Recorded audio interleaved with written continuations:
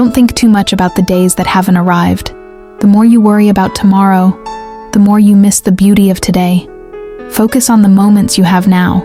This is where life truly happens. Take a deep breath, slow down, and choose peace over pressure. Just do your best today, and let tomorrow wait its turn. Happiness lives in the present, not in the unknown.